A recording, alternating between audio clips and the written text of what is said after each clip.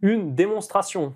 L'équipe de France a balayé l'Italie ce dimanche à Rome sur le score, évidemment sans appel, de 73-24. Antoine Dupont a été élu homme du match par le 6 Nations. Mais toi, Simon, tu as mis une moins bonne note qu'à Léo Barré, crédité d'un 8,5 sur 10. Est-ce que tu peux nous expliquer pourquoi? Parce que je suis un iconoclaste.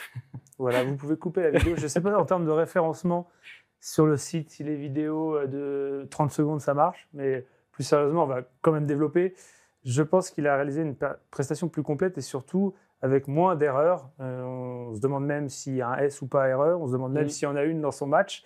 Léo Barré, il a été bon sur tout ce qu'il pouvait apporter, en plus sur la qualité de ses courses, tranchantes, etc.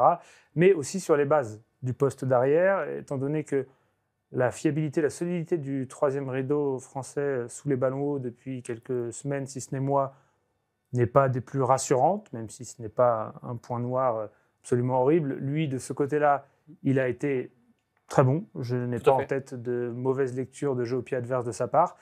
Donc vraiment, il a réalisé un match quasiment parfait. 8,5, c'est en fonction de la qualité de l'opposition et aussi de la pseudo-erreur ou petite erreur éventuelle qu'on peut noter sur un essai italien où, à mon avis, il y a un manque de communication entre lui et Ramos. Sinon, on n'était pas loin donc, du 9. Alors que pour Antoine Dupont, j'ai mis 8, ce qui reste une excellente note, étant donné que lui a quelques petites erreurs. En plus, c'est émaillé de petits moments où on se dit, à l'échelle de son talent, c'est une erreur. À l'échelle du talent d'un autre joueur, c'est peut-être il y était presque. Je pense notamment à une passe au pied pour Louis Bielbiarré qui est mal dosée, à mon sens, dans l'embut pourtant très grand du Stadio Olimpico.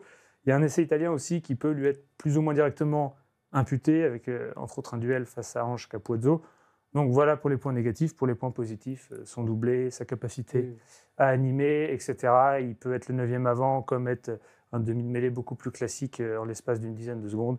Voilà, Dupont, excellent, et Barret, excellent, plus pour ce Voilà. match. Puis 8 sur 10, ça reste une très très bonne note, encore une fois. Donc voilà, tout est relatif. Si on regarde tes notes, Simon, on voit beaucoup de très bonnes notes, ce qui est logique vu le score. On ne nous apprendra rien. Et il y a un joueur qui a juste la moyenne, c'est Pierre-Louis Barassi qui a 5 sur 10. Alors, il a certes inscrit le dernier essai des Bleus en bout de ligne. Bon, c'est très bien. Ça faisait 3 matchs qu'il était titularisé en équipe de France. 3 matchs qu'il n'avait quand même pas apporté grand-chose offensivement. C'est bien pour lui qu'il ait réussi enfin à scorer et qu'il ait réussi à se montrer sur ce match-là contre l'Italie. Bon, beaucoup de joueurs se sont montrés offensivement à l'occasion de cette rencontre, donc c'est pas forcément extrêmement révélateur, mais il a su saisir cette chance-là. En revanche, il y a un domaine sur lequel ça marche pas tout à fait avec lui, c'est l'aspect défensif, car encore une fois, il a été assez limite dans ce domaine-là et il est notamment impliqué, s'il me semble, sur les 2 premiers essais italiens, où il rate un plaquage, où il se fait prendre aussi sur l'alignement. C'est quand même un peu problématique. Oui, c'est dans un registre assez similaire à l'essai encaissé par Oui, les Français en c'est fin vrai. de match en Angleterre, où on ne sait pas trop où placer le curseur entre l'erreur purement individuelle, si tant est qu'il y en ait en rugby, et le manque de communication dans la ligne de défense. Mais en tout cas, il est impliqué, il est concerné Ouais. par ces moments où le centre du terrain français paraît friable défensivement, où le premier rideau souffre d'une certaine porosité qui se traduit par 24 points encaissés tout de même Oui, c'est vrai. face à l'Italie à 2 semaines d'aller défier l'Irlande, qui, à mon avis, présente une puissance offensive tout autre. Donc, c'est un sujet, à mon avis, pour Barassi et le poste de deuxième centre, plus encore que son activité offensive, où je pense qu'avec un joueur qui polarise autant l'attention que Dupont et des ailiers aussi bons dans leur capacité à conclure les coups dans les couloirs, à être servis par des passes au pied, etc., c'est peut-être aussi le système de jeu français qui veut que Yoram Moefana, qui se montre à son avantage depuis Oui, quelques semaines, c'est vrai. ait mis autant de temps à le faire. Voilà, le poste de 12 ou 13 en équipe de France, en ce moment, ce n'est pas forcément celui à partir duquel on attend le plus de création. En revanche, sur l'aspect défensif, il y a, selon moi, un vrai sujet qu'on peut même élargir à une réflexion collective. Et cette paire de centres, Fabien Galtier n'y a pas du tout touché depuis le début du tournoi. Voilà, c'est vraiment Yoram Moefana et Pierre-Louis Barassi qui ont enchaîné les 3 matchs jusqu'à présent. Est-ce qu'il va conserver encore ces centres-là pour les 2 prochains matchs, à commencer par celui de l'Irlande?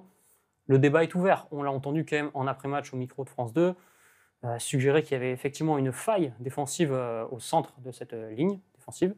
Et peut-être qu'il va y avoir des ajustements. C'est que Gaël Ficou est de retour de blessure. Il est apte normalement à jouer.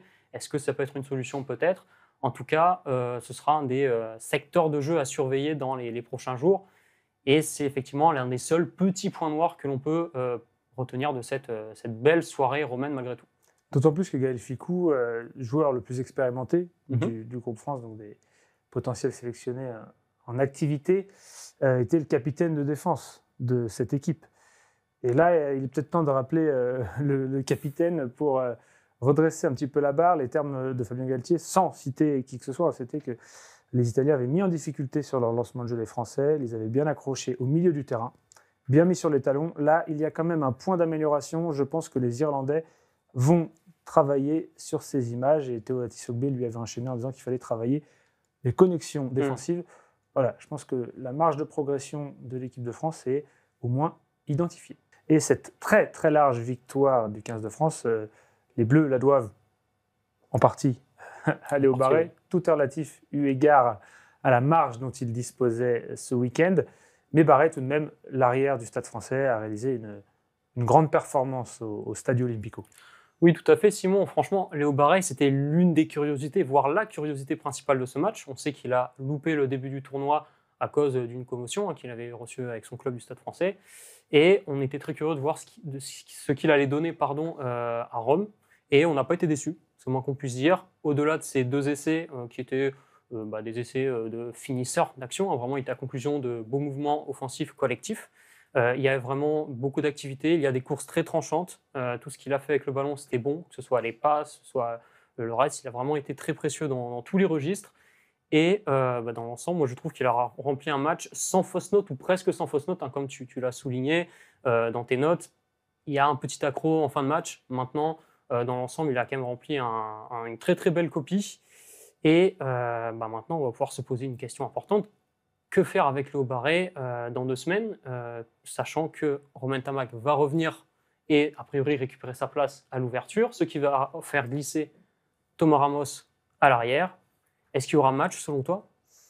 Selon moi, non. Je pense que la fameuse émulation, concurrence ou autre terme que vous pourrez piocher dans les discours de Fabien Galtier ne vaudra pas pour cette fois, étant donné la fiabilité de Ramos à 8 sur 9 au tir au but encore ce dimanche en Italie. C'est vrai. En revanche, c'est vrai que ce qui permet ce débat à minima de vivoter est la performance de Ramos, notamment en première période, où il y avait d'une certaine manière le Ramos qui tire au but, façon punter du football américain, et le Ramos du jeu courant, qui était moins convaincant. On l'a vu se faire manger dans un duel aérien par Tommaso Allan, on l'a vu aussi se faire contrer dans la foulée, arracher un ballon. Ce n'était pas le plus inspiré des joueurs du 15 de France. En deuxième période, c'était un peu mieux, oui. Mais ce qui contribue à ce que l'on discute de ça, c'est aussi que derrière, ça n'a pas été le joueur le plus étincelant ce week-end, mais son statut et l'importance que l'on soupçonne du jeu au pied à Dublin font que, à mon avis, le débat n'existera pas. Et c'est aussi dans certains termes évoqués par Fabien Galtier sur France Télévisions qu'on peut penser ça. Il a parlé d'une idée très claire de la suite et d'une vision sur les 8 semaines. Oui. On peut imaginer, juste de te couper là-dessus, que ça veut dire que même en étant très performant ce week-end, les outsiders pour une place dans le 15 n'ont peut-être pas renversé la table. Oui, c'est très intéressant. Léo Barré a sorti un très gros match, on l'a dit. Il y a d'autres joueurs qui étaient un petit peu entrants, nouveaux venus ou presque dans cette équipe de France, qui ne sont pas habitués en tout cas à être titularisés. Ils ont tous fait le job, même très bien. On a parlé donc de Léo Barré. C'est aussi le cas de Théo Atisogbe. Il a été préféré à Damien Penaud sur l'aile. Il avait déjà fait un match vraiment convaincant contre le Pays de Galles. Il a récidivé ce dimanche avec notamment un bel essai à la fin, un bel essai sur lequel il a fait valoir ses qualités, la qualité de ses appuis surtout. Défensivement, il a répondu présent. On sait que ce n'est pas un registre dans lequel Damien Penaud excelle. Et pour le coup, Atisogbe a multiplié les plaquages là-dessus. Il n'y a rien à dire. Dans l'état d'esprit, dans l'attitude, c'était parfait. Maintenant, j'imagine mal, et je suppose que toi également, Simon, Fabien Galtier se passer d'un Damien Penaud pour un match aussi important que celui à venir.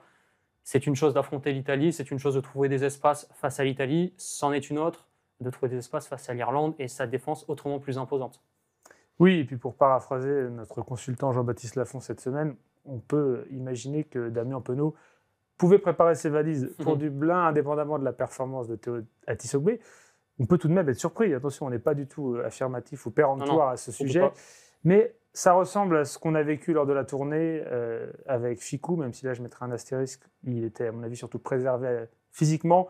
Mais Gaël Ficou qui avait manqué un match avant de jouer. Grégory Aldrit avait vu le même traitement lui être administré. Idem pour Charles Olivon. Je pense qu'on est sur ce registre-là avec Damien Penaud, d'un match en version piqûre de rappel de les statuts sont ce qu'ils sont en équipe de France, mais ils ne sont pas forcément immortels. Ce match, il est passé face à l'Italie. Je pense qu'on le verra face à l'Irlande. Et l'autre joueur, dans une moindre mesure, qui était dans une situation plus ou moins similaire, c'était Michael Guillard. Lui, il remplaçait Emmanuel Meafou en raison de la maladie de ce dernier. Je pense aussi que s'il est rétabli, ce sera de nouveau Meafou titulaire et Guillard remplaçant. Ceci dit, ce qui est agréable pour le 15 de France, c'est qu'il a quand même donné des gages de solidité. Et s'il est amené à de nouveau débuter en Irlande, il restera sur une performance assez satisfaisante. Tout à fait, on n'en sait rien pour l'instant concernant Emmanuel Meafou, il est trop tôt pour se prononcer, on a encore le temps, il reste 2 semaines avant ce match à Dublin, mais Michael Guillard a marqué beaucoup de points, j'ai beaucoup aimé sa prestation, dès les premières secondes il gratte une pénalité au sol, et il a été très bon dans les rucks, il a été très dynamique avec le ballon, c'est lui qui inscrit le premier essai du match, beaucoup de fraîcheur. Moi, je pense que ça peut être un très bon atout, au moins en sortie de banc, surtout si Fabien Galtier reconduit son fameux 7+1. Ça, on verra également ce qu'il en est. Mais c'est des signaux très positifs. Ces 3 joueurs-là, que ce soit Léo Barret, que ce soit Théo Atisogbe, que ce soit Michael Guillard, ont en tout cas fait le job. Ils ont envoyé des signaux très positifs et on ne peut que s'en satisfaire.